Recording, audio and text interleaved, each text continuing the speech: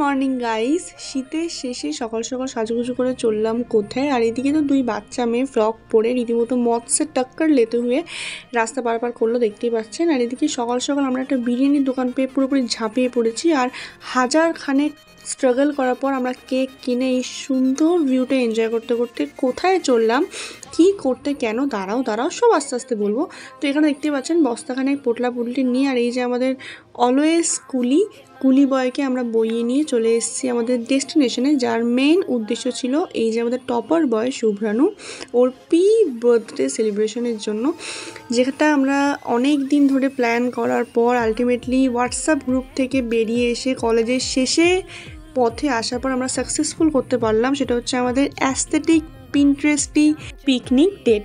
আর শুভ্রানুদের birthday টিট বিরিয়ানিটা আমরা কি সুন্দর বুদ্ধিমত্তার সাথে খেয়ে নিলাম। দেখুন, থালা নিয়ে যায়নি, দ্যাটস ডাজন্ট ম্যাটার। এই ছোটো ছোটো জিনিসগুলো তো পরবর্তীকালে মনে থেকে যায়। আর এদিকে আমাদের ধৃতিমান কি সুন্দর সব সময় কাজ করে, যা দেখতেই পাচ্ছেন, কাজের ছেলে। আর আমরা হাজারো অ্যাস্থেটিক এবং পিন্টারেস্টি প্রিটেন্ড করার পর নিজেদের ছাপে তত্ত্বে আবার ফিরে এসেছি।